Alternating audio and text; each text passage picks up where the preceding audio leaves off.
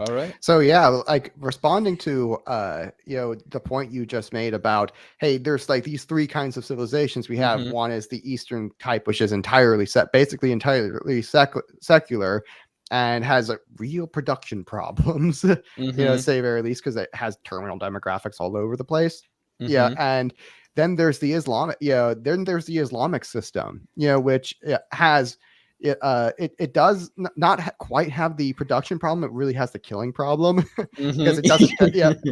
Because at least in the Eastern system, which you could charitably say is run by the Orthodox, which again is being charitable Uh-huh. because there's only 220 million of them. It's not that much, and compared to Mm-hmm. like 1.2, 1.2 or something like that, 1 billion, something like that, Muslims, and so the but with Islam, the problem is, that, they're kind of stuck. They don't have any sort of generation mechanism. Remember, all value must be generated by love. Again, it's that value for value. I will you some good, you will me some good, and that creates good after its own kind. Love for love creates more love. And Mm-hmm. that's the Catholic pattern of how love actually works, is that when love, that two people love each other, then that creates three. Duh. And so, and again, that's the image of God that we're made in, is that love for love creates more love. And the and so with Islam, because it's like they have a super unity of God, where God is just one person. There's not even there's not any generation at all. And the and what they ended up doing, that kind of like fixed the problem, is that they ended up they ended up installing that that their definition of love means kind of submission to a law.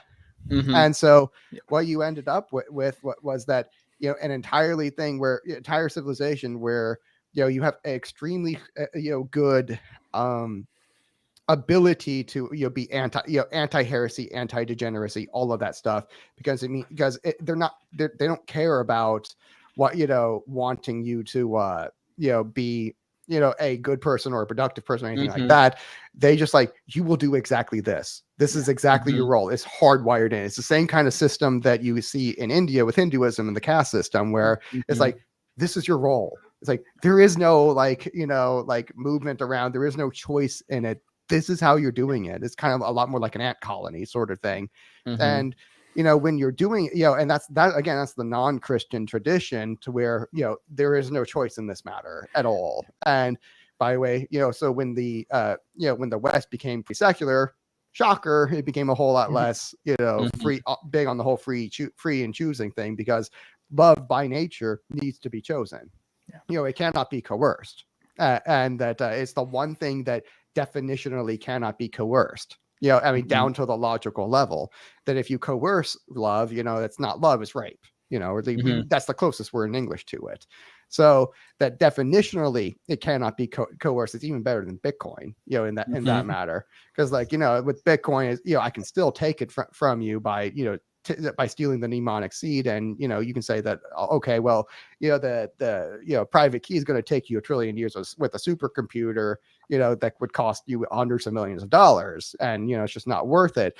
Yeah, that's why I'm going to use the $20 wrench to beat you for 5 minutes until you until you give me the mnemonic seed, or tell me where the key is hidden, and I'm just going to take it from you that way. So yeah, Bitcoin is extremely resistant to to being confiscated, but love by definition cannot be confiscated. That's why Mm-hmm. God is sovereign. There's no taking God. And because love does not require force, and force is antithetical to love. So that, so like, at least with the Orthodox tradition, and okay, they still accept most of those tenets, to where, like, okay, hey, love cannot be taken by force, and they still have some production, so at least they're still a little bit better than Islam, which is like completely stuck in the 6th century. And whereas, like, the Orthodox have, like, the Eastern countries have managed to really adopt a lot more of like the Western ways, kind of, like they've adopted them economically and militarily, kind of, but they didn't, but they went way overboard on the on what the cost function of that was, which was, okay, they forgot to have children. Instead, they really, what they did was they had a different kind of production. They stopped producing children and started producing gizmos and widgets or bombs and shit. And so all they really did was switch one production for the other. Whereas like with Islam, it's just been like no production at all. Yeah.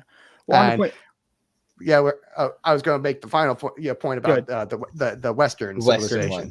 It was like we have, we basically whole thing goes, the thesis of Tom Wood's history book, which is excellent. How the Catholic Church built Western civilization is that, hey, we have a kind of starting with the monks in the not just with the monks, but with the when the barbarians invaded Europe. When the barbarians invaded Eastern Europe, what happened? The Constantinople burned to the ground and it never came back. Not really. Well, I mean, it's Istanbul today, but I should say, Constantinople became Istanbul, and North Africa kind of became what it still is today. And whereas when the barbarians invaded Rome, they became Catholic. It's like they can't, and so basically the kings are like, this is not a bad idea. And you get even one king who was one of the Merovingians, who goes to Gerber, and it's like, or no, not Gerber. I forget which one it is, but he goes to it. It was Gerber. It would have been one of the Carolingians, kings of the Roman the Holy Roman Empire, which was ruled by the Franks, not the Romans, ironically.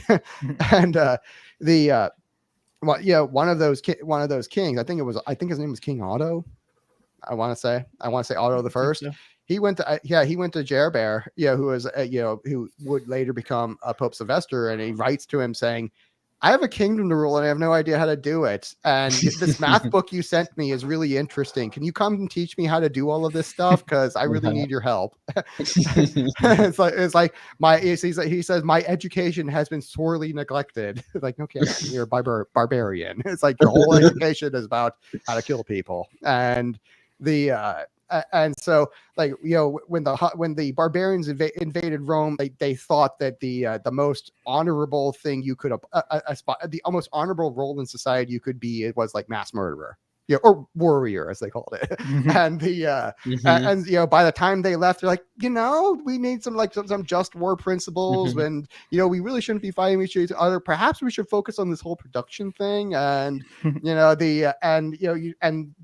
we're seeing the way the monks are doing it, because this is like the most ingenious system humanity ever came up with up to that point, was like the monasteries. Where the monks were figuring out all of science, because again, it's the only place where we ever had scientific inquiry as distinct from technology, because other places have invented technology, that were not, Christian at all, like the Sumerians were really good at astronomy and all that. So there is technological development fairly independent of scientific inquiry, but the only time you actually get real sustained scientific inquiry is in the West, where it's like, we want to understand how everything works, and we want to produce all of this knowledge that ends up creating all of civilization. And so they did it unpaid.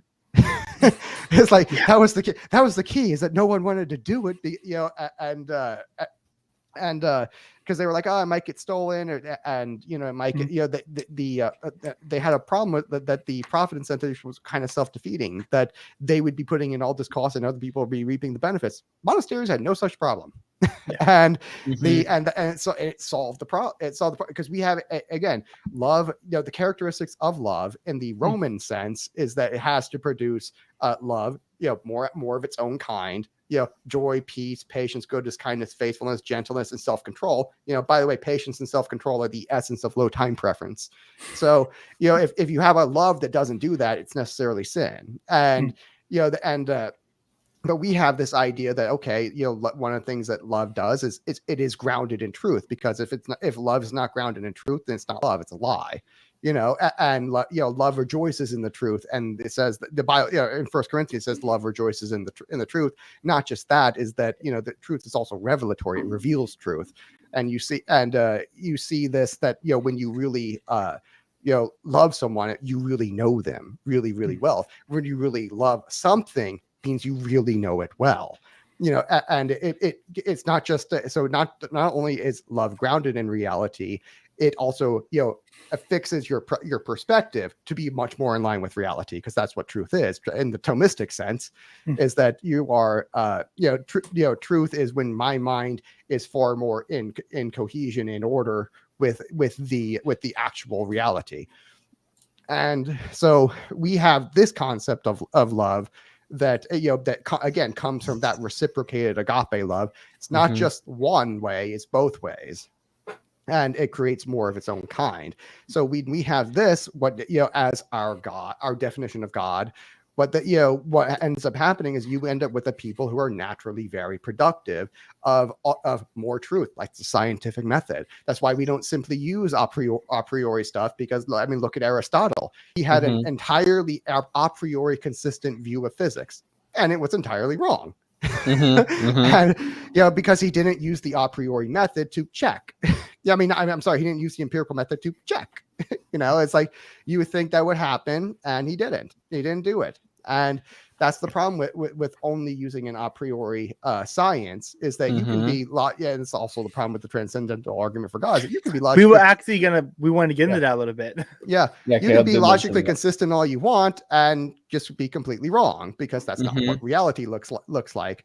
And that you actually have to and this idea that you would check your theories based against reality was an idea that was invented by the Catholic Church. We invented the scientific method.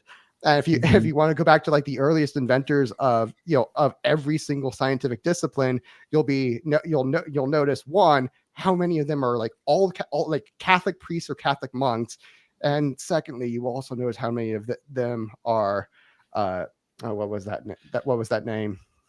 Shoot, I just brain farted on the name of that. Jesuits. There we go. Jesuits. Yes. Wasn't for the longest time theology was called the Jesuit science?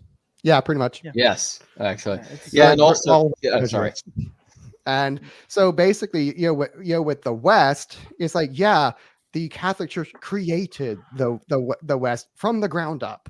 And again, like when we started, the thing we had to work with was a bunch of people who thought mass murder was like the best thing you could do. And that was where we started. So it's like, we really built this thing from the ground up. And we've managed to come a long way to where, okay, they still think mass murder, the president of the United States and Congress is still the highest thing you can aspire to. But you could also be CEO, and there are other things that are, better. There's like CEO, there's Pope, and there's like president of the company, and maybe there's a lot of other really, really good things besides mass murderer. We've had a lot of progress. A lot of progress with the barbarians, and I didn't say it was perfect, but it's like we made it a whole lot less shitty. And so when eventually you have a problem right there. This is my archotropism view of read the sixth law of archotropism, that but and the fifth law as well. But the fifth law is fifth law of archotropism. I'm just going to define that. The fifth law of archotropism for people is that any system of power naturally accumulates order across time. Any open system accumulates chaos across time. It accumulates entropy, and that's an open. That's a closed system. In a closed system, power accumulates entropy across time. This is what gives you the four turning cycle. Because anyway, but this is all in the sixth law of archotropism, is that any action, oh shoot, I'm brain farting on it, but like it's basically the one that every action demands an equal and opposite reaction. So, and by demand, I mean that in the economic sense, because this is order and chaos are if you imagine these are their demand curves. The more one moves, the higher the price comes for the other, and if they're because they're necessarily mutually exclusive. The more you have of one, the more pent up demand you have for the other. So when you have like a 10,500 years of the Holocene where your capitalism is possible, and you have 10,500 years of that, of just pent up demand for order and order and order, and you finally get a system that creates that, like mass produce order, which is the Catholic version of love. and now all of a sudden, that demand for chaos that has been pent, that demand for order that's been pent up for 10,500 years explodes into the Middle Ages, the Renaissance, and again, and into the Industrial Age. And of course, when you've had 10,500 years of pent up demand explode just like that, where the left was just getting crushed for a solid like 1,500 years. Well, what happens? Okay, you get a massive, overproduction of order.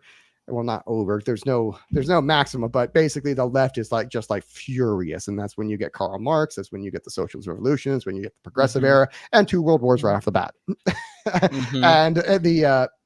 And so that's due to the forces of pent up demand. And so when you have all of that, it's going to, you're going to get a pushback eventually, the chaos is going to push back eventually. But the problem is that the whole playing field again is kind of, tilted in the right's favor. Because think about, because remember, archotropism is not just like an economics phenomenon, it's also a biological phenomenon, but we call it metabolism there. And when life is the job of life is to take inorganic matter and turn it into life. It's to push entropy out and keep order in.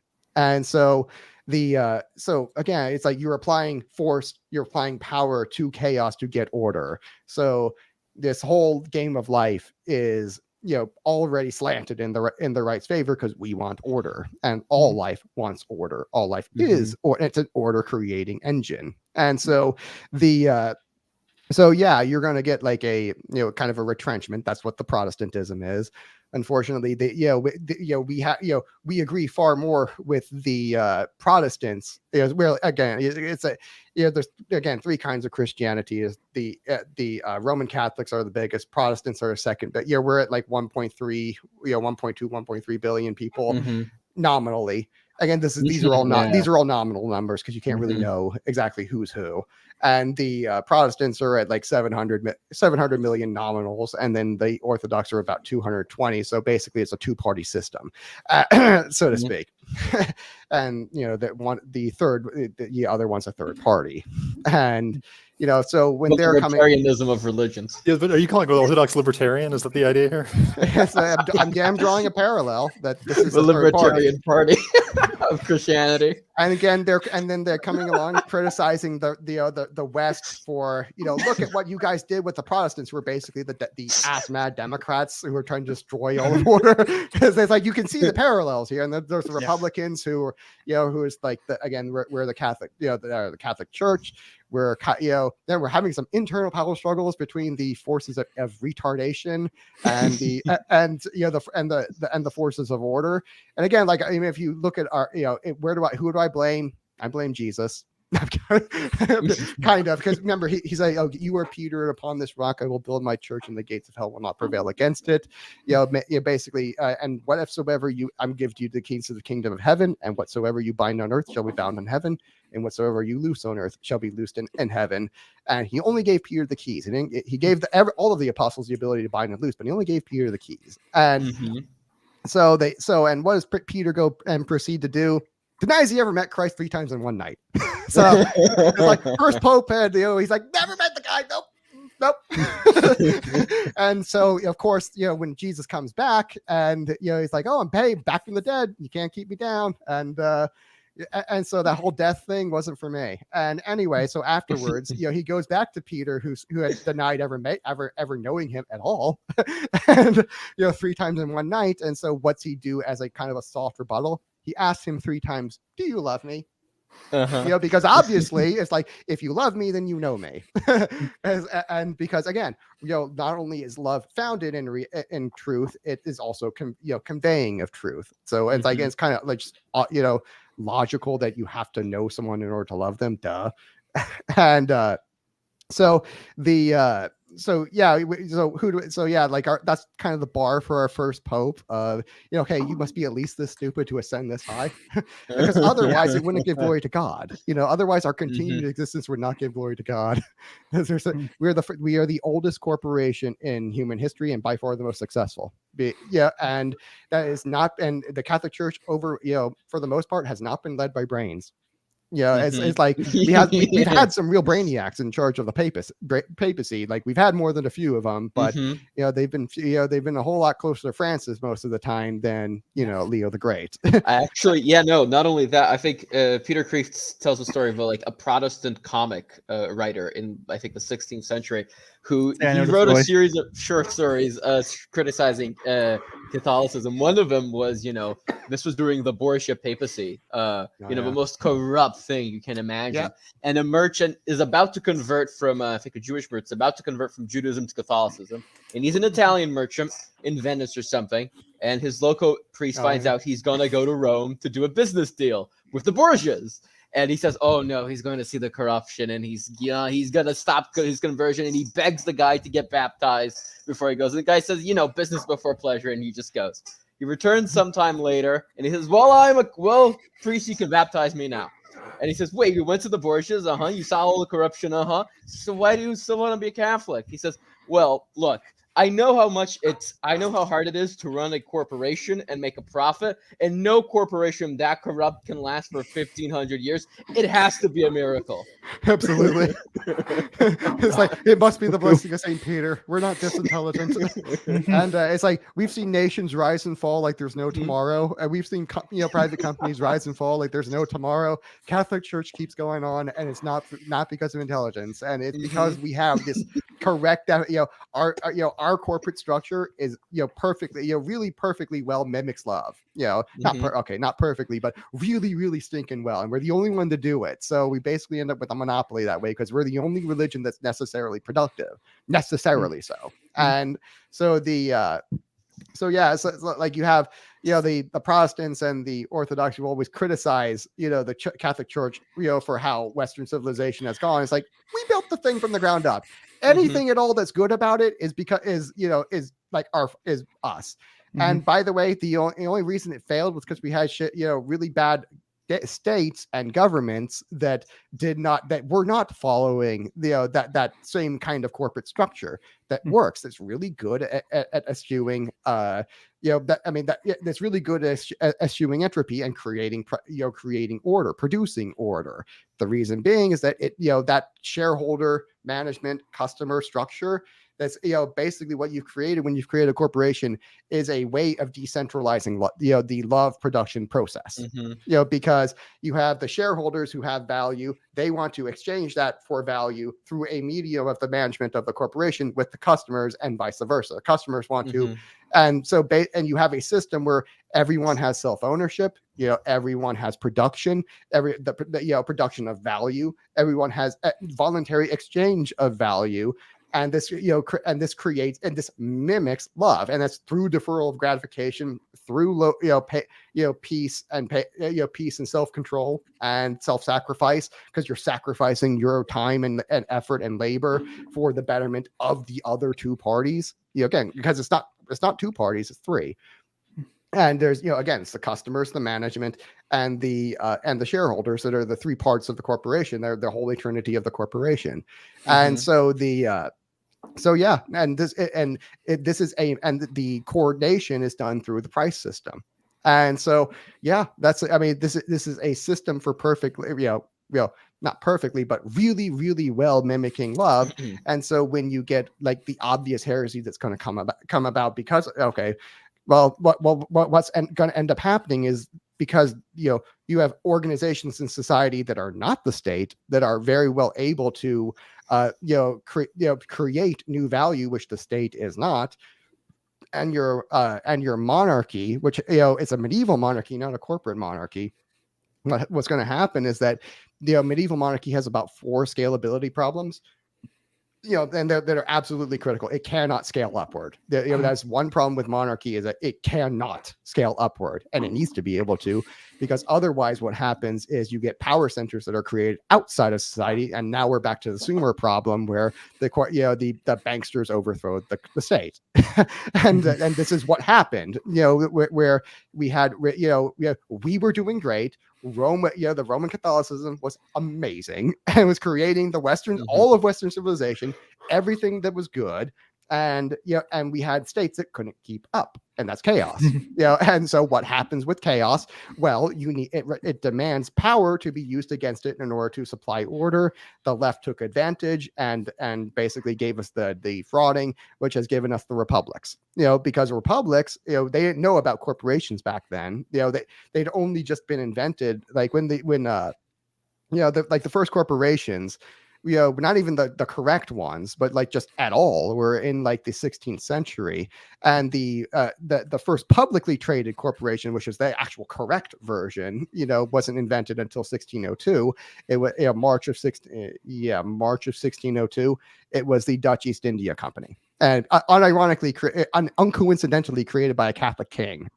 So, because again, Roman Catholicism is productive. It is. And so we started creating these publicly traded, corporations that, for like, I think it was like 50 something, or I know it was decades, that the Dutch East India Company was the only publicly traded corporation. That's why it got so dang huge,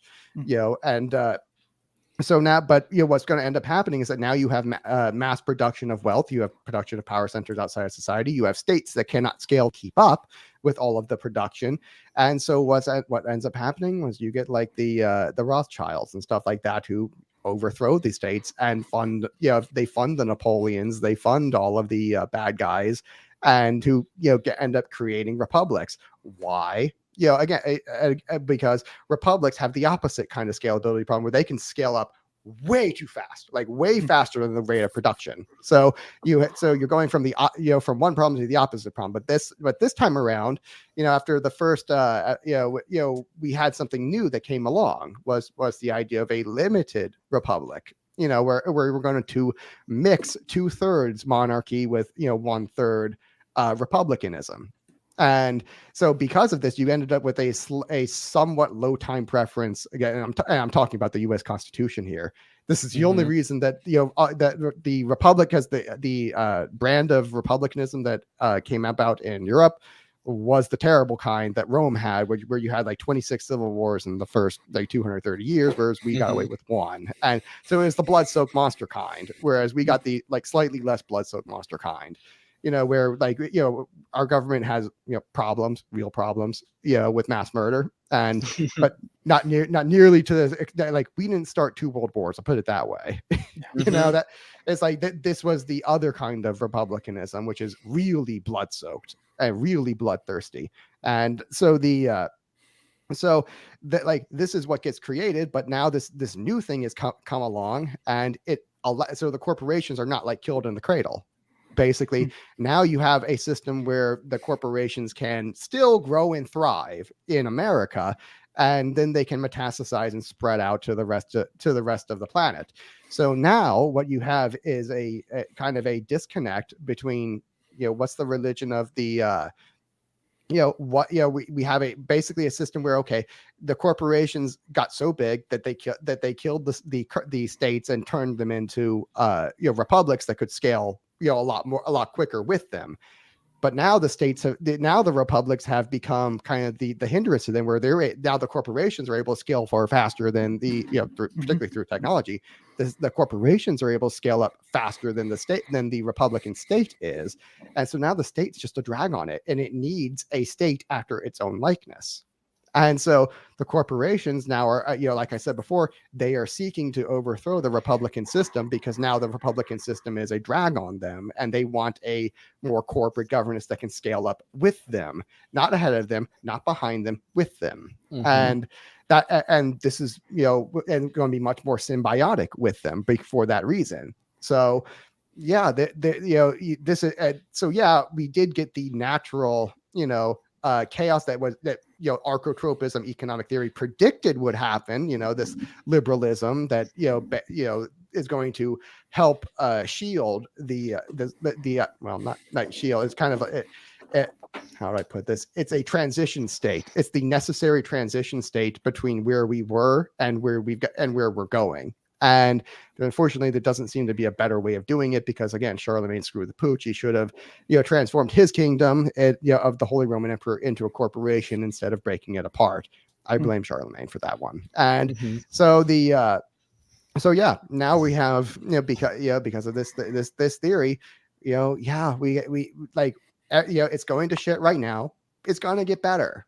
And when we finally do start getting actual corporate monarchies, in the monarchies, but actual corporate monarchies, which again mimic the Holy Trinity, we're going to start getting a real comeback for Catholicism. And by the way, we never started losing. I mean, we've been growing for we've grown for 20 straight centuries. So it's like that.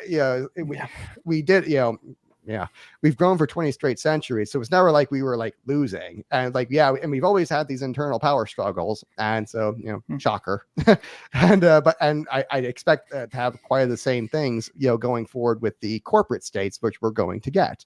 And, those corporate states, again, you're supposed to have a monarchy that, you're supposed to have kind of a symphony, if you will, between your religion and state, because one is your, if you think, okay, what is justice? Just, in terms of love, as, going back to Augustine, if love is your definition of order, sin is your definition of chaos. And so justice is restoring the chaos to order. So if chaos comes along and knocks order out of its way, and it's something's wrong with the order, justice is reordering it, putting it back to the way it should have been as best you can.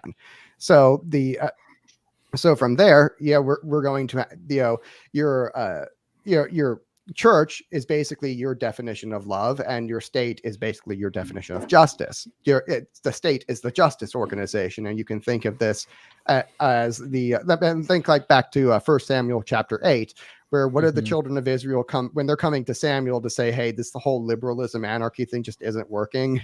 Just how about you give unto us a king who will, 1, fight our battles for us, and 2, be our judge. 1, fight our battles for us is you can't, create justice for us externally. You're not able to fight our battles for us. And 2, you can't keep justice for us internally, and you can't be our judge. And so just give us a king. And by the way, even the shitty kings were better than most of the judges. They had the problems, and liberalism doesn't work every time it's tried. And so we went through that liberalism stage. We had monarchy, or I should say the Jews had monarchy when they were under Pharaoh. It sucked. And they went through their liberalism stage, and God was showing them why it's not going to work.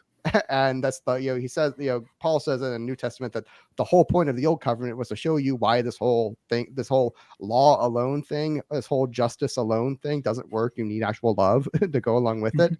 And again, what are the 2 greatest commandments? 1 is love God, who is love. So love, and 2, love your neighbor as yourself. 2 most important ones. You think that would be a really good big point for, your Protestants and your other guys, but it's not. And they kind of miss it.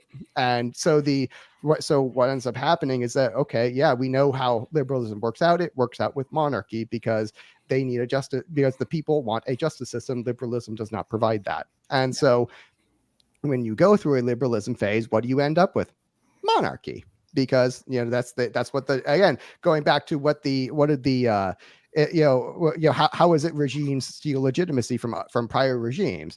That the guys in North Africa are, they really are like, I am a Roman, I am a Carthaginian, and the Muslim sultans say, well, we'll give you a tax cut. It's like, well, Allahu Akbar, hell yeah. And again, could be why? Because that was a more just system. When you're getting a tax cut, that is automatically closer to justice because you're not, stealing a little bit from you is way better, is way more just than, stealing a lot from you, which is what the Republican Romans were. And so when you're Islam spreading across North Africa like wildfire, and the reason is because they're, actually giving more justice.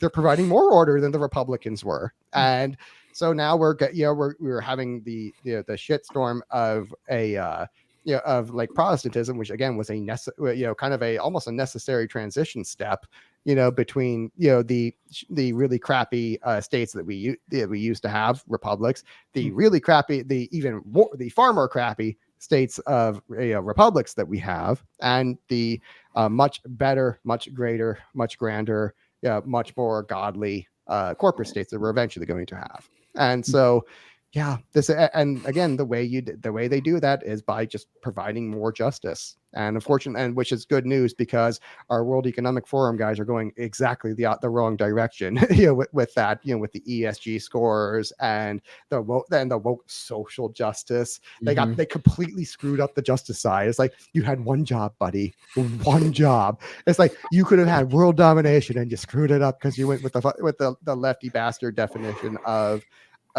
order, and instead of instead of justice, instead of the actual system of justice, which is what you really should be providing. And so you probably left the door open for an Elon Musk or a Mises GOP. Speaking of Mises GOP, there is a description in the description and the link to the donation page for Mises GOP. So if anybody listening likes what Andrew is saying, and you should, if you have a brain, go donate some money to Mises GOP so we can get this going. Yeah. Oh yeah. It's like the enemies that have shot themselves in the foot, or the serpent is biting his own heel.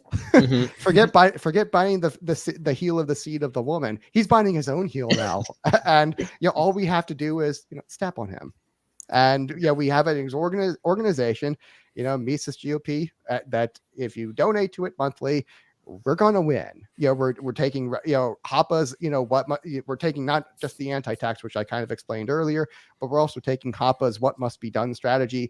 And we're creating, private societies, and we're going along and saying, again, Hoppa figured this out in 97.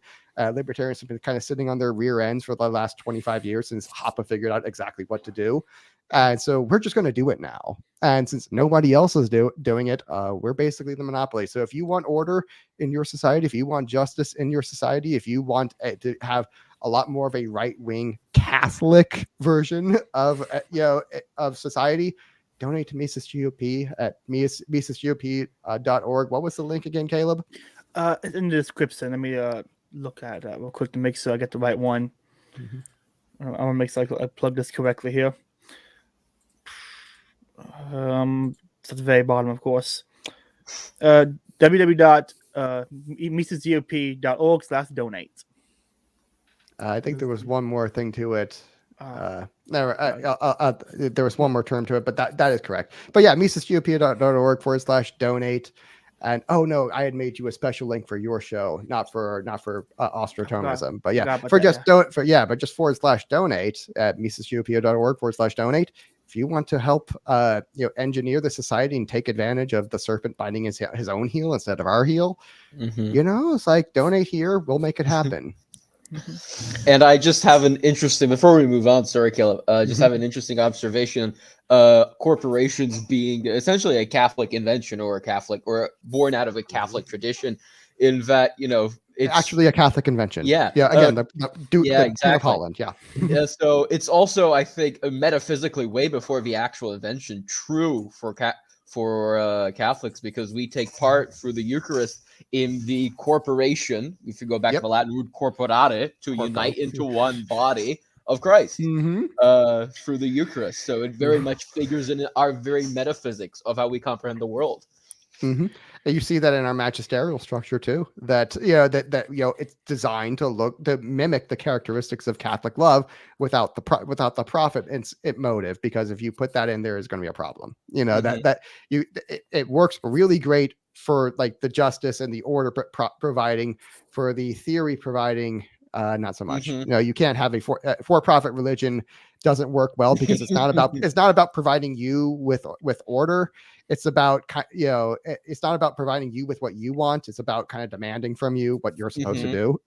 And it's really about it's like they don't run on more responsibility and a more hard more self-denial. Those are not really sellable terms. It doesn't really work that way.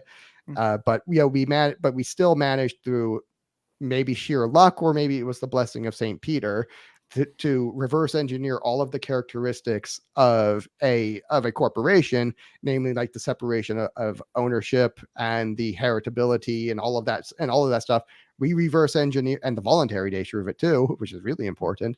We reverse engineered all of that and, put all of those characteristics in one way or another into the College of Cardinals, into the magisterium, into the parish, and into the monasteries. And so, if you look at the Catholic Church as a whole, it has all of those corporate features of a corporation. They're just not in their normal place that we're used to. That was a lot. Let's just give me a moment here to kind of think, because that was a lot. Yeah. If you look at like the heritability, I'll just as you're still coming down, but if you look at like the how did we do the heritability mechanism, like in regular corporations through the shareholders, like you can pass your shares down to your kids, and that's the heritability mechanism. Mm-hmm. What we did was we said, okay, the Pope gets to pick all of his successors. Basically, it's like, so you basically have an ideological monarchy, where it's the monarchy of ideas. It really is. If you want to think about it, it's a marketplace of ideas. If you want to think of it that way, an actual one that actually works. And you'll get a few idiots in there every now and then who are going to kind of pollute the pool with idiots. And but usually with because of the how do we get those idiots? Well, they have to come up through the church. And so it's like, okay, so the pool is already kind of slanted. If you're just like throwing a dart and randomly picking, a cardinal or something, like, okay, there's like a decent chance you're going to pick a decent one. They're not going to be too terrible. I know they're going to be corrupt, but it's not going to be that terrible. And and because this is a religious organization designed around love, that has all of these rigid rules about how this thing works, and it doesn't change. And this isn't really a democracy. And because so you're going to be picking from a better pool, than just the general population. And you're going to have more education, more morality, because a lot more scrutiny, and you just have a better pool of people to choose from that you would not have in a normal Republican system. But because of that, and the guy at the top who's elected by the guys in the middle, the College of Cardinals, who are picked from the bishops, basically he's going to be picking guys who are, for the most part, after his own ideological self. And so you really only need more good guys than bad guys. And you're already picking from a better population in general. So this is a self-promoting organism that will naturally promote more order than it causes chaos.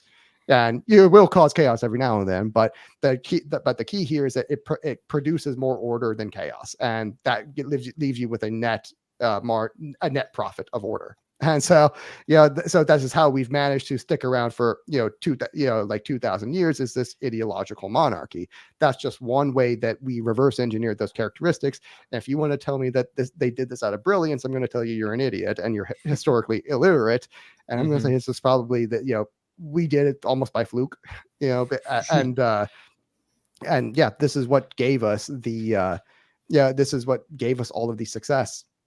This is we're the oldest corporation in human history, and it works. We're by far the most successful for this reason. Very early in the podcast, you mentioned how in Islam love is found in submission to Allah, kind of thing, like divine command theory of Moors. One of the major innovations that came with Catholicism and Christianity was we kind of got, we didn't fall into that same category of divine command theory more. It was more God is good. You can discover good for reason. It's not just good is found in God. Good is out. There is no love in sin, as Romans says. Yes. Yeah. It's kind of sad to see some Protestants go back to divine. There's no sin in love. I said the opposite. There's no sin in love. So love is perfect, is omnibenevolent. That's where we get our omnibenevolence. He's perfectly loving, so he's perfectly good. It's kind of on the whole point about divine command theory more. Like it was a great point you made earlier about love is not found. It's a mystic. It's closer we have for that as Wape kind of saying. It's sad to see that. Like, I have one rule for the show. I won't bring on anybody who holds to divine command theory of Moors. I don't want to talk to people at all. It's like the one rule I have for myself. I talk to anybody, but not those kind of people. And I keep seeing more and more Protestants seem to fall into this category of divine command theory of Moors. Why do you? I'm not familiar with it. You would tell me what? I'm not familiar with the divine command theory of Moors. So divine command theory of Moors is that is a idea that.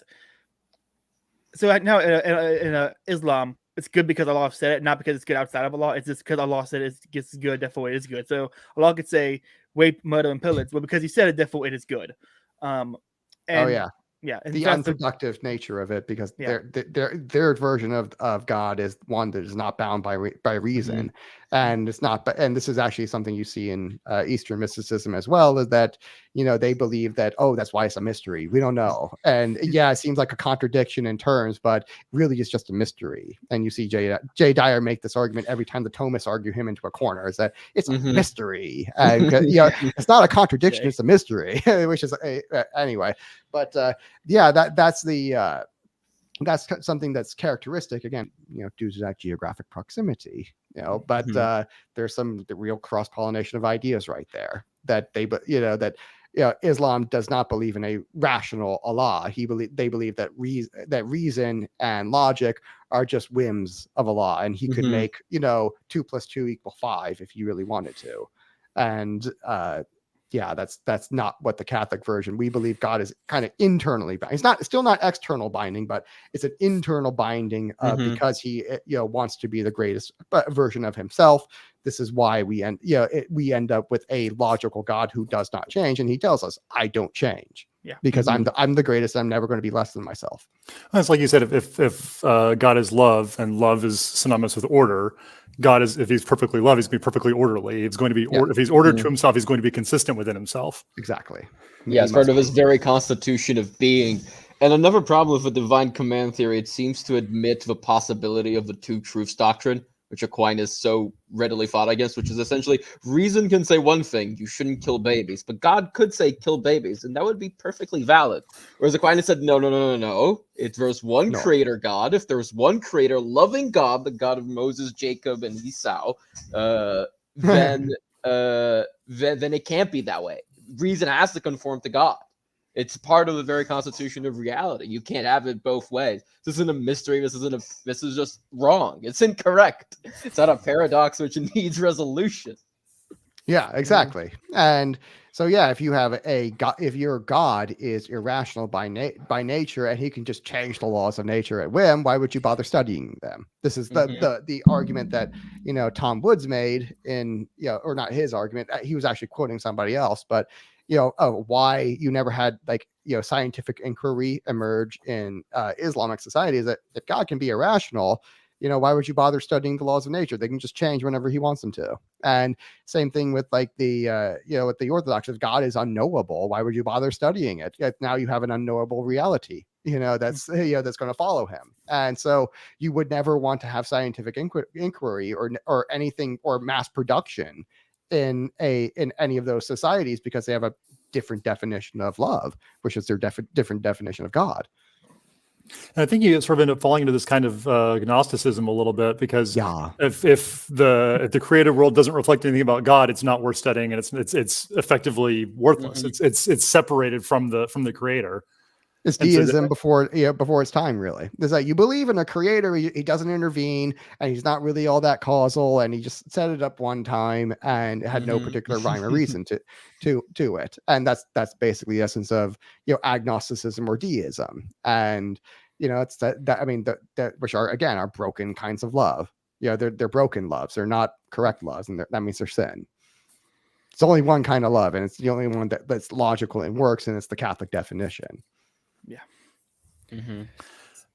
So the next, okay, I don't know if you have anything else, but the next thing I kind of wanted to get into, if that's all right. Go ahead. Plenty of time. So something that I'm very interested in, I think you sort of touched on it a good bit, is you see, Catholicism sort of builds the West, and then at least very much in the West right now is in a, you wouldn't say necessarily a decline, but there's a lack of what was proper to Catholicism, at least in the modern liberalism that we see. There's a retrenchment along the state. Is how exactly I would say it. I think that's an excellent description. I certainly noticed. I put a lot of flavor of that personally on a lot of the flaws of the Enlightenment. And sort of what grew out of that. I know we want to talk a little bit about Kant at some point and his relationship to the transcendental argument for God. Do you want to touch a little bit? I don't want to preface too much, but do you want to sort of jump into Kantian thought? And I think we might have some disagreement with Bulgakov. I think you and I are probably pretty aligned on our feelings about Kant, but sort of that shift in how we think about the world and empiricism and how it affects our understanding of love and God himself. Yeah, I mean, I'm sure if you're a fan of Ayn Rand, it's one of the few things she got right. It's like I'm not a fan of hers at all. But if you're a fan of hers, it's like, okay, well, she got one thing right, which was that Kant was a real doofus. Yeah, Kant, I should say, or cunt. And but yeah,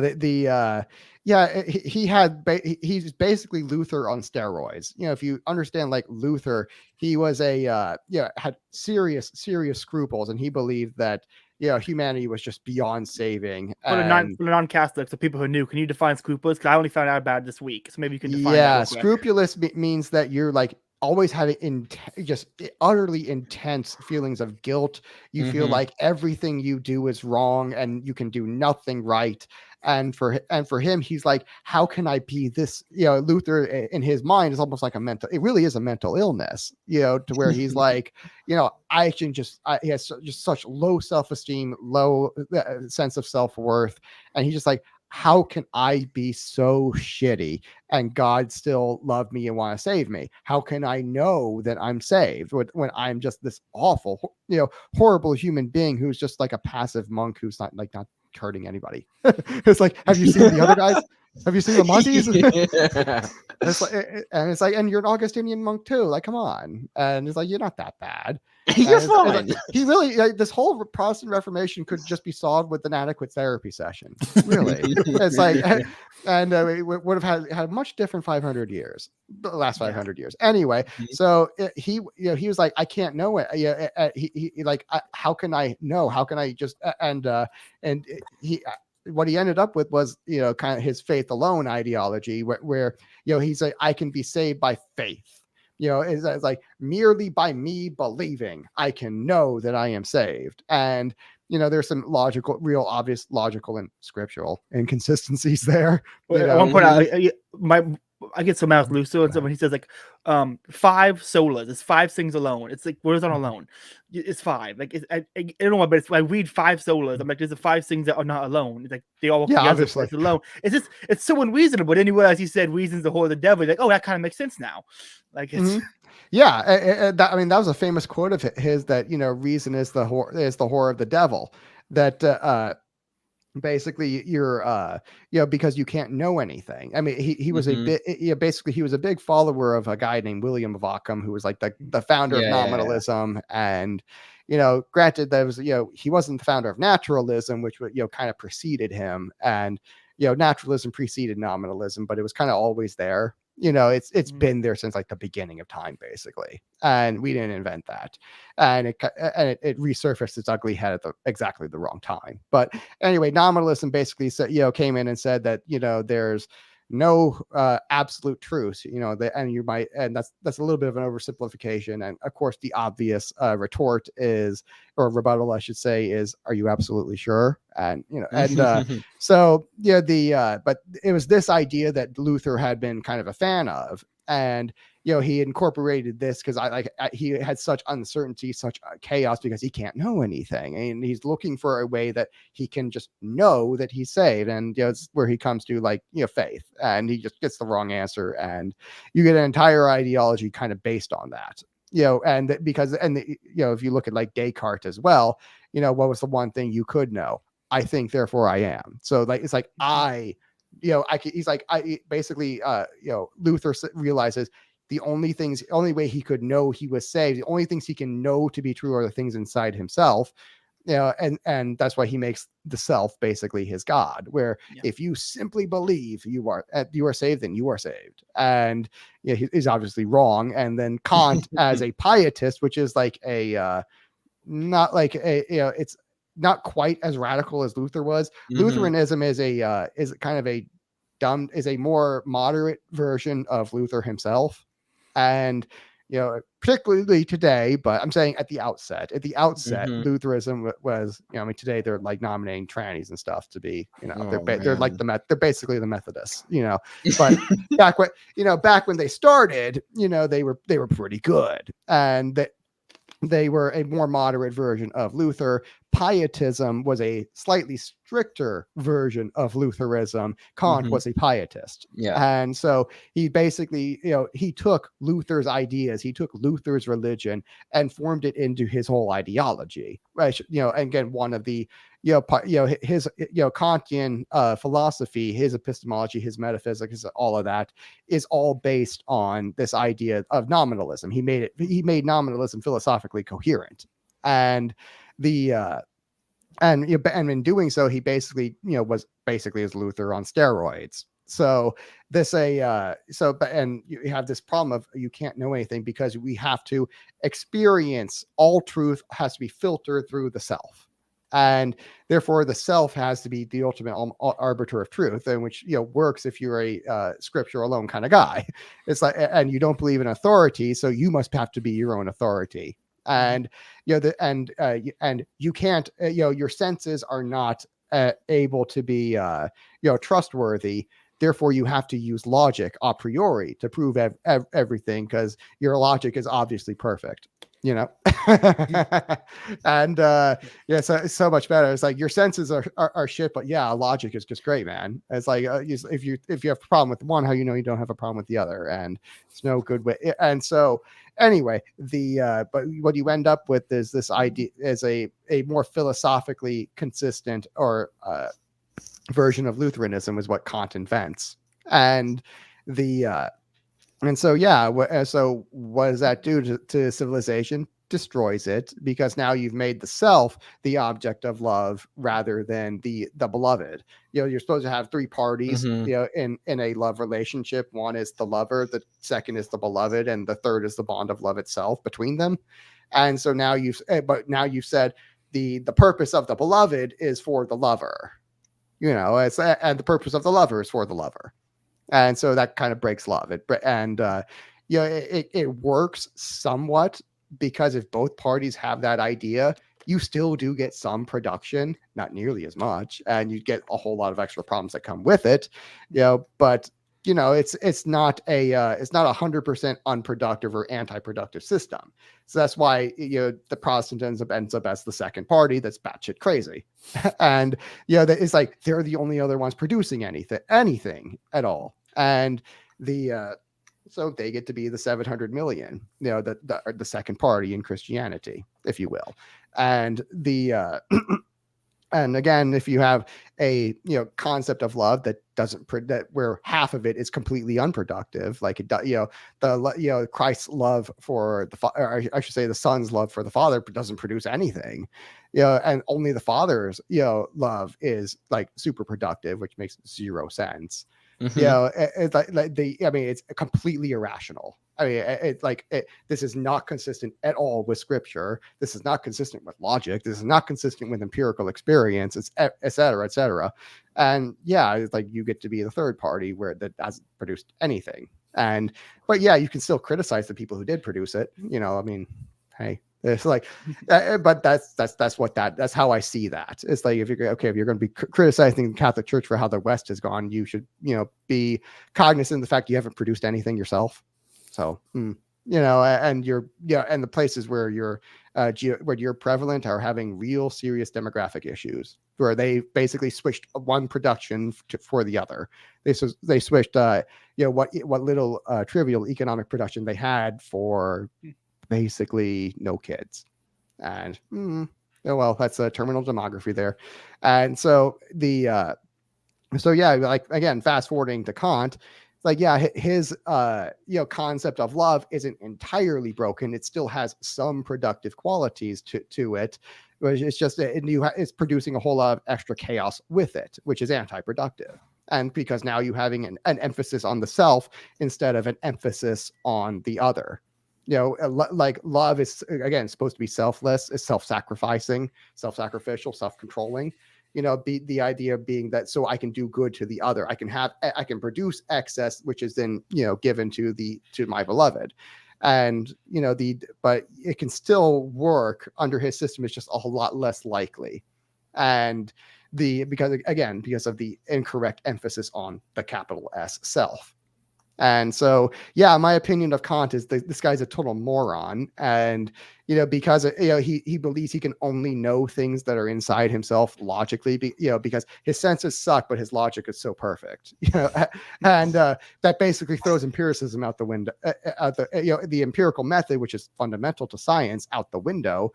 It's not good enough to just have a good, logically consistent theory. You actually have to check it against reality, and which is a part that a lot of people, don't really like doing. So like you've come up with a great theory of economics that explains everything and tells you exactly what to do, and then the world doesn't look anything like that, or at least like a third of it really looks exactly the opposite. You think you would question that theory, like, is it wrong or is it incomplete? I'm talking about Austrian economics now. I actually was going to ask you about that. This is where I came in with Anarchotropism. Is that it's not that it's wrong, it's just incomplete. And this is what and this is what, again, and you would know this because you looked outside and you talked to another human being who wasn't a libertarian for once in your life, and you realize, oh, everybody else is not a libertarian. We're like 1% of the population. And there's these massive monopolies on aggression and violence that fit nowhere inside of my economic theory. And perhaps I should try to understand that. And along comes Andrew with Anarchotropism to explain exactly why these things work the way they do, why they mutate, why they don't all look the same, and why they and how exactly they change over time, and why. And now you have a complete view, but you only got there because you noticed that but because you live in reality and you're looking around. Which is a very social cue, which is something you get by being Catholic, because we're a very social organization. We're not antisocial. It's not about the individual. It's about the collective, about the group, about the church. Yeah. And just guys, I think I have to jump out. It's past midnight where I am, because I'm in Brazil, so I might need to go. But this was very, very fun. It was great talking to all of you. And if you guys continue, I hope it's a very fruitful discussion. May God bless you all. Definitely. See you, man. Nice meeting you. Night. Okay, so I'm gonna ask you about this real quick. I only have 3 more questions really, but those 3 questions could probably go because a long time. Yeah. You want me to ask you? Ask them all. Okay. Equality is a poor man's unity. Something you tweeted out a while ago. Would you like to go more deeper into that? Explain that a little bit. Yeah, because if you understand what equality means, we're not the same. It's like we kind of talk about the the Holy Trinity as if they're co-equal. That's not an actual description of God. It's more like a manner of speaking, to where we say that there is no one that is more powerful than the other, but we're not saying that they're the same person. That we're not modalism, and so it's a but by they're not. It's not that they're equals, that they're like co-equal, but really what it is they're unified, because unity is the product of love and equality is its bastardization. So if you and the difference being is when you're unified, it means you still retain your own individuality and your characteristics, but you're united through love. Because love is of one mindset, is of one will, and of the same intellect, basically. And so you're united in your will, and you're united in will and mind and heart and mind. But you are still yourself. You are still distinct. Like the Son is not the Father is not the Holy Spirit, etc., etc. And so when I say equality, is a poor man's unity, unity is the real thing that love has, and equality is the bastardization that Satan's trying to play with, and he's trying to this is his the equality is sin, because it's a lie. None of us are the same. Yeah. So if I can riff off of that and something you mentioned earlier a little bit, because I think there's a good parallel there when we were talking about Kant. You also mentioned Descartes, and this idea that we sort of fall back, or in the Kantian framework or the Cartesian framework, we fall back on logic as sort of the one thing that we have. And so from Descartes, it's a mathematical kind of logic that we focus on. And I think that's where a lot of this idea of equality comes from, is we don't have this sort of idea of equal in the eyes of God or equal in our humanity sort of goes away, and they're just equal. There's quantity. We are the same. We are equal, and we lose ourselves and become numeric. And that's why equality in this sort of I don't know, in this more numeric, this mathematical sense replaces any kind of true unity or love, because we don't have that sense of that anymore. We have A is A. We have the logical system, and we no longer we've lost the actual empirical reality that that logical system is trying to refer to. You can't trust your senses, so how do you even know other people are real? It's like, again, love has to be based on truth. So if you and again, part of that is also has to be based on trust. So if you don't even know, you can't even trust your own senses, you can't trust yourself, how are you supposed to trust other people? Broken love.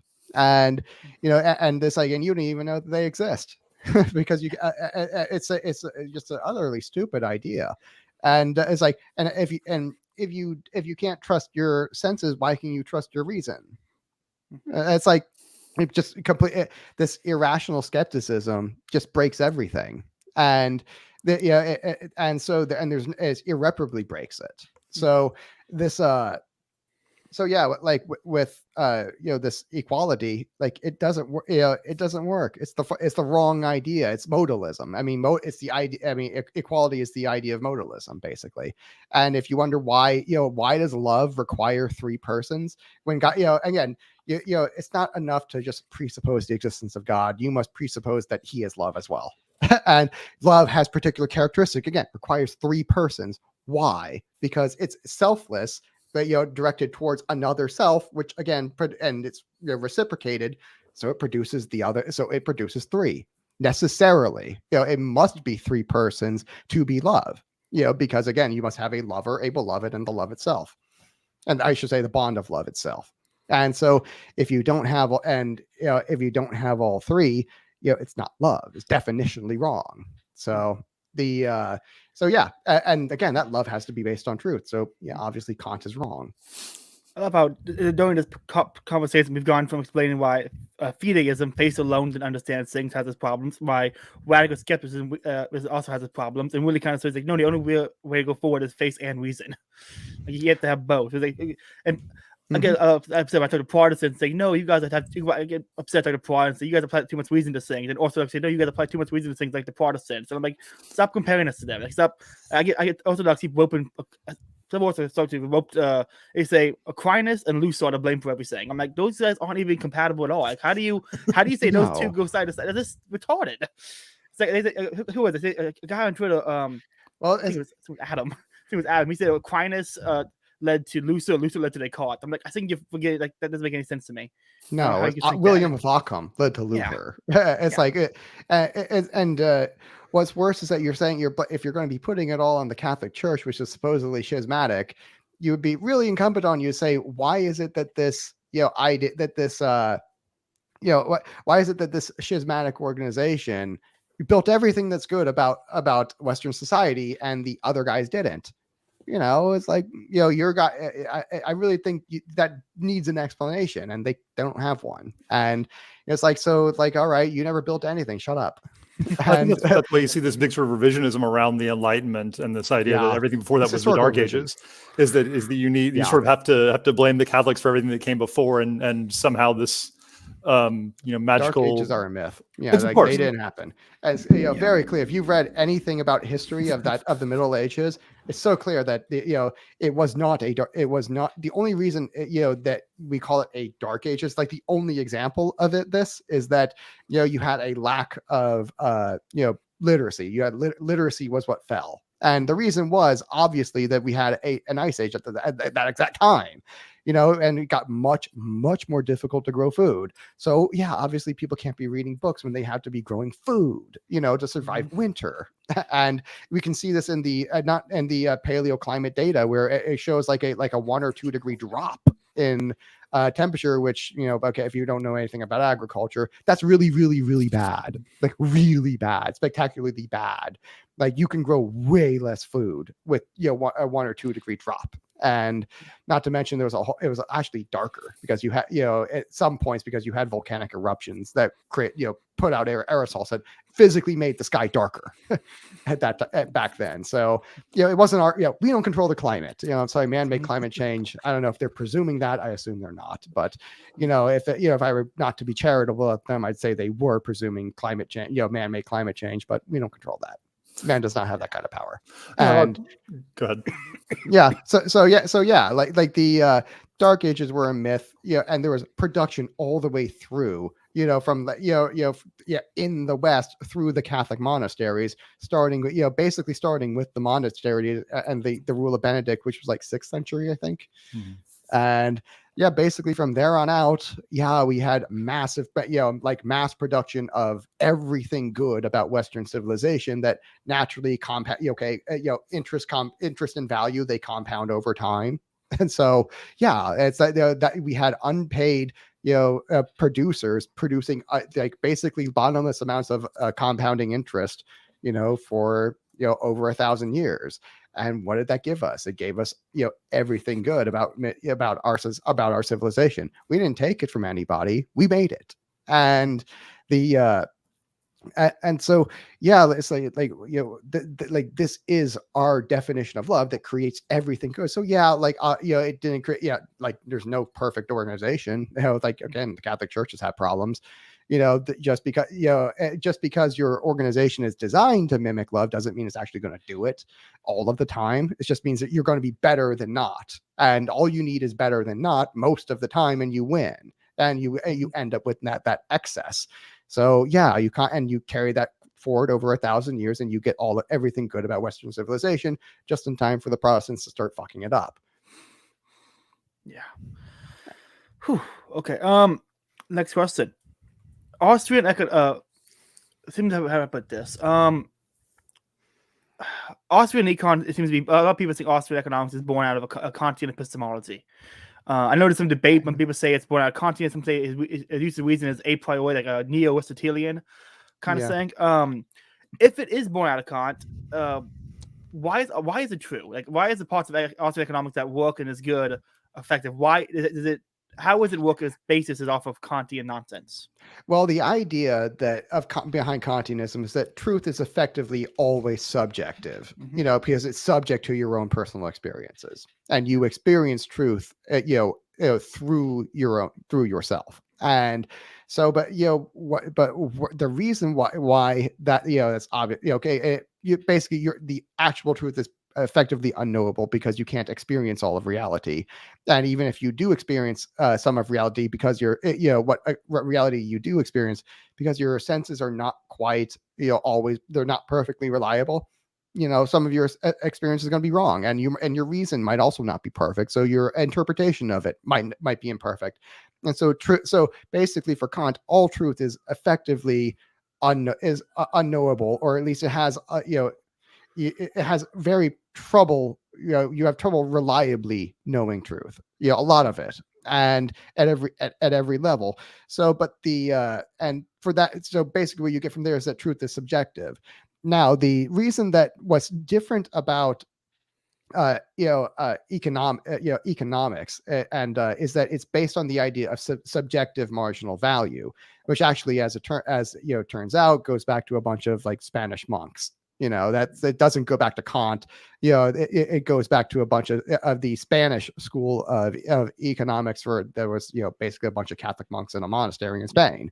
It goes back to them. They're the ones who like first figured out, like, oh, the actual most moral market price, is the actual market price, and we should not have the labor theory of value is not moral, because you might say that someone might not want to pay that for that.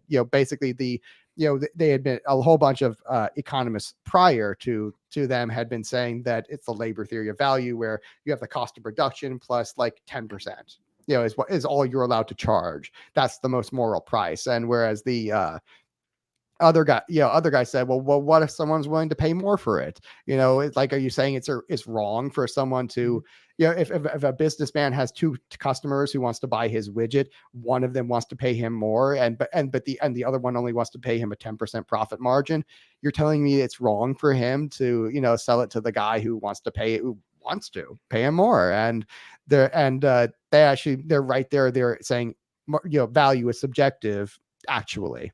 Yeah. So, what the problem is, what's actually true? It's not true that all truth is subjective. What is true is the foundation of Austrian economics is that value itself is actually subjective. It's truly subjective. And so so whereas all of the rest of Kantianism just makes civilization fall apart, Austrian economics actually makes civilization work, or I should say what's left of civilization work. Yeah. Uncast, you got anything you want to add to that? I think it's interesting because I definitely see both, especially in somebody like Mises, who's living very much in a Kantian world and trying to emulate the science that grew out of Descartes. And so I think a lot of his prose and a lot of the sort of the way he understands his own theory ends up being very Kantian. But the foundational ideas that are in it, like you said, have older origins and have an origin that's very much in the real. And I think it's what he does a lot better than obviously someone like Keynes, is that he's looking at, okay, well, how do people actually interact? Like, let's try and discover the actual empirical principles of how people interact with each other and how they exchange goods. So even though he's sort of in a very, I think, honestly, a very Kantian mindset, he goes about trying to develop his theory in a way that's very much based on things he actually does know directly, and this sort of universal truth that is accessible to us. Mm-hmm. And so it's like, and I also liken it back. I don't know if you guys know about the what's called the right and left hand of God. Basically where God is on his throne and there's angels to his right and angels to his left, and the right wing angels are the angels of order, and the left wing angels are basically the demons and Satan and all them. And what it says is that basically the right and left hands of God both serve him. So it's a weird thing of, okay, well, how do the demons serve God when they're trying to fight against him? Well, what it means is that they're even when they screw stuff up, because again, that's archotropism, where the demons cause this chaos which God applies power to and creates order. It's like that's the basically all they're doing is creating fodder for more love. And so even when they don't want to serve him, the game is rigged against them, so they still serve God. They're trying to fight him, they're trying to screw everything up, and in doing so, they just make things better for God. The game is completely rigged against them. And this is, I think Kant, or I should say Mises here, is one such example of, you had a wrong, an idea that was wrong basically everywhere else it was tried, but it still helps further civilization because one aspect of it was correct, that value is actually subjective, and so now you have an Austrian economics which really does serve to further the interest of God and glorify him. So tough luck, Satan. Okay, I want to say I have left now, and that's Zadire and the transcendental argument for God, which we've kind of touched on here and there, but that's kind of, if we can kind of get a little bit more into this. Anyone want to, I know Eincast, you said you wanted to sum it up a little bit on Twitter, I think. Anyone want to sum up what I've tried to sum it up. I don't understand it enough to sum it up, because all I hear is this big words and then circular reasoning. So that's pretty much all it is. But does anyone actually know a good representation of the transcendental argument? Basically the idea is that I can kind of sum it up, is that these ideas that, okay, truth and morality and all of that, even the discussion of them logically presumes a Christian God, and it's like it's just not really true. It's like you can this was, if you read Aristotle, like he has again a fully consistent view of the universe, which was basically an infinite universe. So he said that you didn't need to solve the infinite regression problem because the universe is infinite. So, for him, that was empirically observable. For us, that's empirically false. We know that the universe actually did have a beginning point, and scientists think it was somewhere around like 13.8 billion years ago or something like that.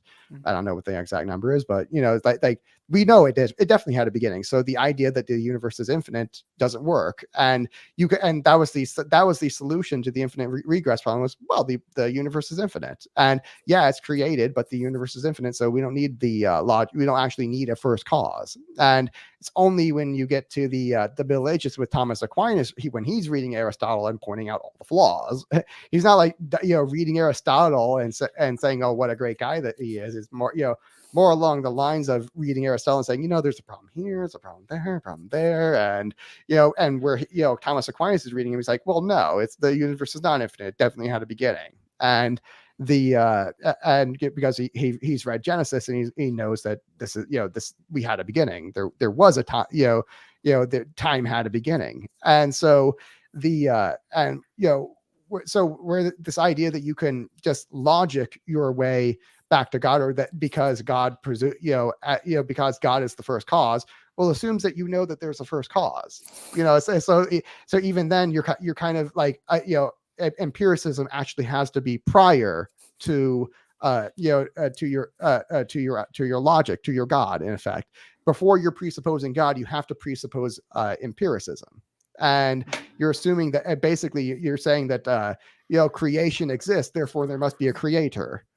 Well, okay, that's the problem, because now you said we have to presuppose the creator to prove creation, but basically you're presupposing that it's created, and you don't have a reason just a priori for knowing that. You would have to assume it. Yeah, I mean, you could, like, if you were just like, if we hadn't gone through the space age, we wouldn't know that yes, empirically we definitely had a creation point. And we wouldn't know that that Aristotle's idea of physics definitely didn't make sense if we weren't checking. Basically, again, he had a very logically consistent view of how actual physics works, which descended from just the laws of causation themselves. And he was completely wrong. That's not how physics works, because we can check. And so you can't just use logic to go all the way backwards. What you really need to do is take revelation that tells you that God is love, and then presume that God is love, and then build your way out from there. And then you get a real reality. But unfortunately, the people who generally espouse the transcendental argument, namely Protestants, have a wrong view of love. And other people as well, like you've mentioned, Jerry Dyer, he has a very wrong view of love. And again, all heresies start from not understanding love. If you understand love, you're not going to be a heretic. If you don't understand it, which again is like the vast majority of the population, you might still behave it, but that doesn't mean you understand it. You're just going off of instinct, basically, and going off of instinct and incentives. So I mean that's the problem with the with the transcendental argument, is that one, it actually you're presuming empiricism before God, which it's the sort of thing you're trying to seek to disprove, basically. I'm sorry, not disprove, but but this is where you get it is necessarily a viciously circular argument, because that you can have virtuously circular arguments. I'm not sure.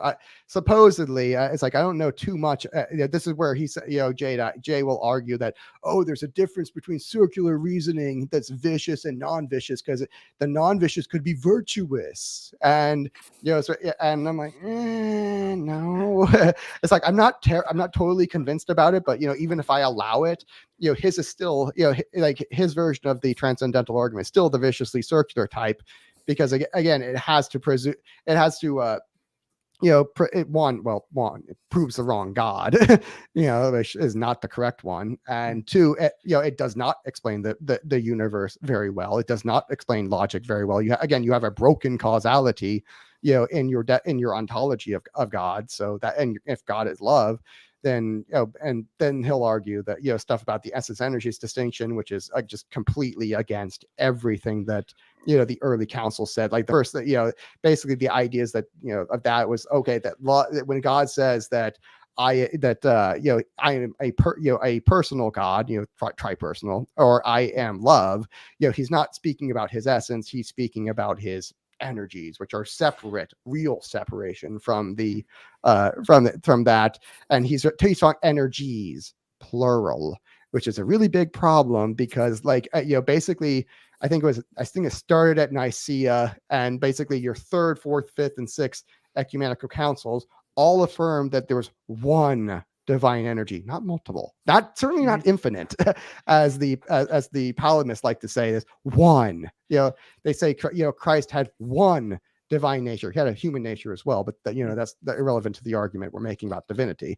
So he had two natures and two energies, and so anyway, so he when Jay Dyer is saying that my concept of what I've logicked God out to be must be presumed for reality to make sense. Actually, reality doesn't make sense when you presume that one. So duh. And if I could, and if I can, prove any kind of God, well, why don't I just presume a law? Why don't I presume that logic is actually infinite, and there is an infinite regression, and that's not a problem because the universe is infinite? Why don't I just presume an infinite universe, like Aristotle did, and prove it wrong that way? And that's the problem with presumption, is that you have to check it. Okay, you don't know that until you've apprehended that this is actually reality. You have to actually apprehend these causal chains, and empirically. You can't know things without being personal with it. And this is why when it uses the in Greek, when 1 John chapter 4, when it's saying, hey, he who loves is born of God and knows God, the actual word for Greek in there is like gnosis, or it's the masculine version of gnosis. Gnosis is a feminine verb.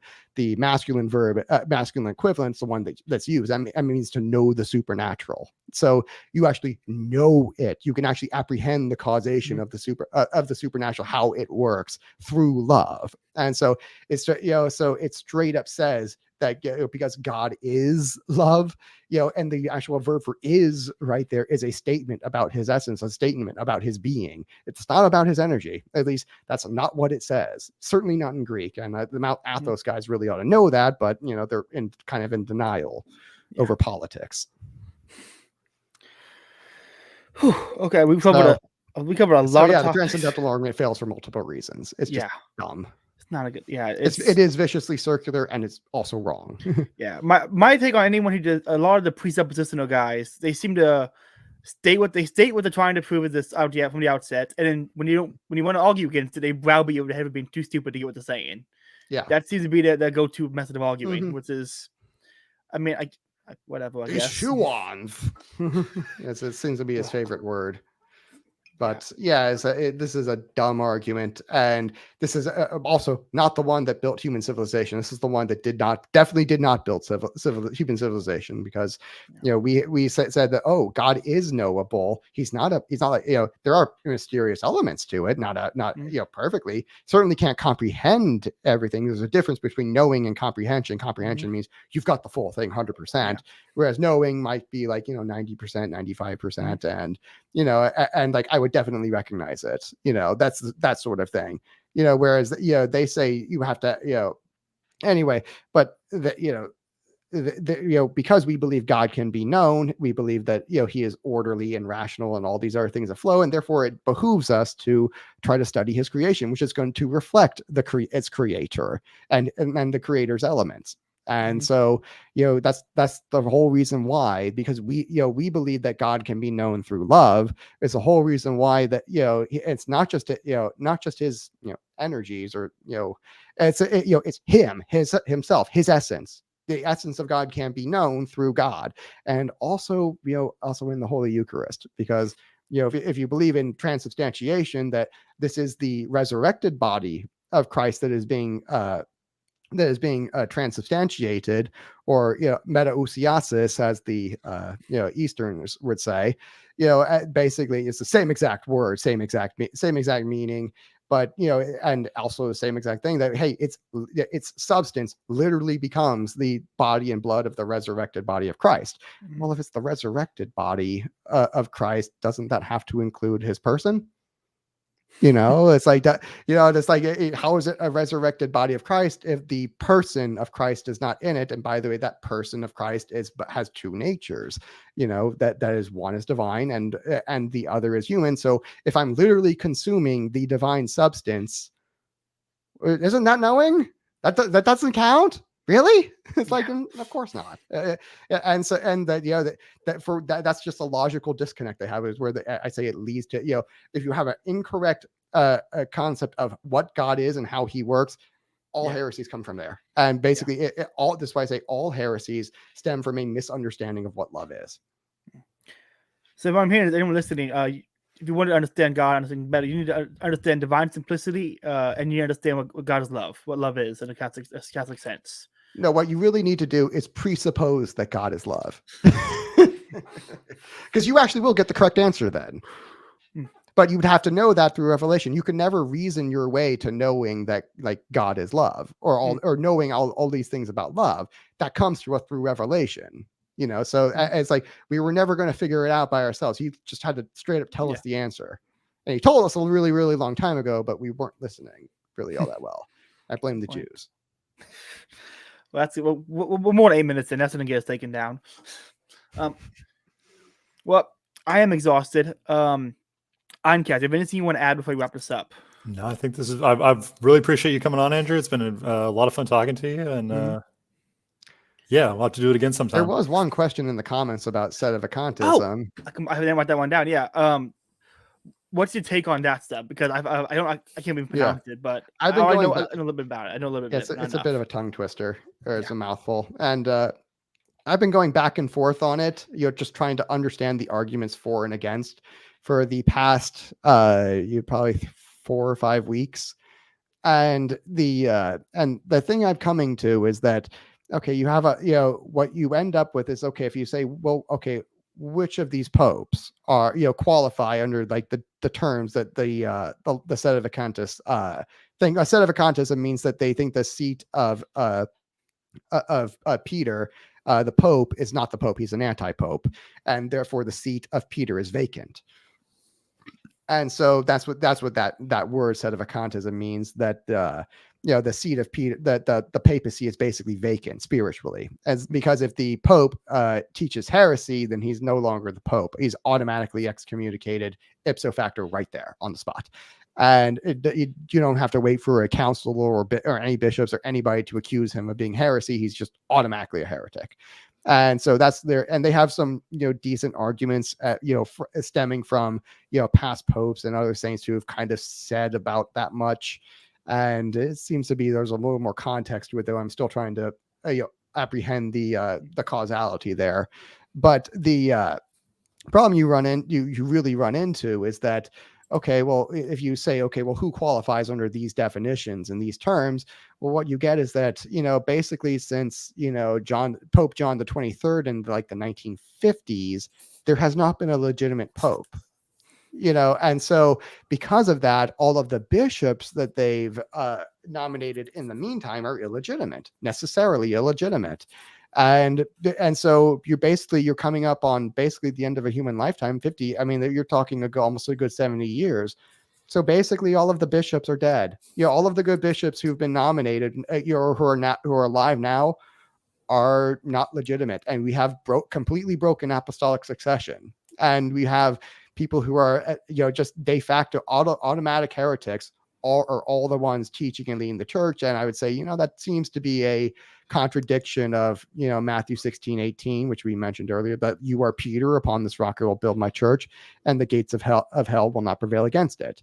And, basically again, gates of hell is a very, very particular, it's a very particular idea that because it's a defensive implement, not an offensive. Gates only defend, they don't attack. So the idea is that hell is like this fortress, and Christian's job, or I should say the right's job is to sack the fortress and take the castle, and the gates are not going to hold us back. But if you've got people who are leading the Christian army are all generals, and if your generals are all imbeciles, you're not going to win. Okay, so the gates of hell definitely will work, because they're not so it's like you necessarily need good leadership to take down the gates of hell, which again is what we're saying. He says it's not going to work against them, and you need good generals for it, and you need people. At the head of your Christian army needs to be a good pope, and needs to be good bishops. And if you don't have any who are good, because all of them are necessarily illegitimate, I would say that's a contradiction of Holy Scripture. That cannot be correct. That's my gut feel for right now. I'm still not done understanding all of the arguments for and against yet, so I don't want to put my imprimatur on that explanation. But that's my gut feeling right now, is that okay, well, you basically you're going to end up with a succession crisis, and I don't think that's okay. And you also have tons of other problems with it. But how do you know if anything's true anymore? And this is like one of the arguments I was having with a sedevacantist the other day. He basically started saying to me, because I can read the plain language of the Holy Scriptures. I can read the plain language of the Church Fathers and know for myself that this interpretation is what's true. And so I'm like, oh, it sounds a whole lot like Lutheranism. And he started yelling at me right then over the phone. I'm just like, okay, I just won that argument right there. And he proved to me that he really doesn't have a better argument for this. So at that point, you better raise your argument, not your voice. And if you raise your voice at me, it's like, okay, I just won, and I'm going to hang up the phone on you. So that was that's my, I'm still trying to understand the space, but my gut feeling is that sedevacantism is definitely incorrect, because you would have a successional crisis, two an authority crisis that would lead you necessarily to Martin Luther. You're basically saying Martin Luther was right. And it's like, no, I don't think so. Biblical Anarchy just commented, my sola scriptura is better than your sola scriptura. Exactly. My biblical interpretation, my personal interpretations of the Holy Scriptures, the ones I choose, are better than yours. And it's like, okay, you're a Protestant. Like, you're not a Catholic, you're a Protestant. Instead of a Contist, you kind of necessarily go for Protestantism, and which, thank you, Daniel. That's a we're gonna get you, Jacob. You're gonna be Catholic soon. I certainly think so. He's thinking in all the right ways. I look forward to Daniel Tree saying from Daniel Tree Biblical Anarchy to Daniel Tree Papacy Anarchy or something like that. For those that are interested, I think we're having Biblical Anarchy on, I think the week after he does Tower Gang. So look forward to that one. That'd be great. That's going to be funny. Well, I want to say I want to add, I got nothing else to add. Andrew, if nothing else you want to add, go ahead and give your plugs and we'll hop out of here. Yeah, if you want to find me, I'm going to be doing a lot more shows. I'm going to have a live reading series on a really, really good book by an SSP, a Society of St. Pius X guy. There's a really, really good book. I'm going to be doing a series on that this week on my channel, Popular Liberty. You can find me also my Twitter handles right there on the screen.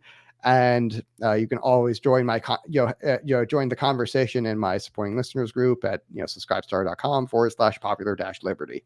And I've recently cut the price down to $7 because I understand how, for everybody, for all benefits, because I understand that the economy just went to shit and it's about to get really, really bad. And on that note, I'm going to be doing a presentation sometime this week on exactly how screwed we are. I mean that literally. Unfortunately, it's a little bit of a black. It's going to be a black pill episode. We are fucked. I might skip that one. Yeah, it's like if you want to know how, I'm also going to be going into how exactly what I'm doing to mitigate the damage and make myself a whole lot less fucked. That's also going to be in there as well. So that's going to be something of a white pill. It's like human civilization about to go to hell in a handbasket, but you don't necessarily have to go with it all the way. So sounds good to me. There is damage control. And we, again, if you want to, save human civilization, misesgop.org/donate. $1 a month, any monthly amount makes a big difference. Wonderful. Eincath, go ahead and give your plugs real quick. Sure. It's Twitter at Eincath and AnarchoCatholic.substack.com. Andrew, again, really appreciate you coming on. It's been a lot of fun, and hope we get to do it again at some point. Yeah, I've enjoyed it. Thank you for having me. No problem. Okay, everybody, that's another episode of Austro-Thomism Roundtable. Please go to the website. We got some great articles up there. Our link is in the description. We still have some more stuff coming out soon, and we got a lot of great roundtable stuff in the works. So make sure you subscribe. Anyways, have a good night.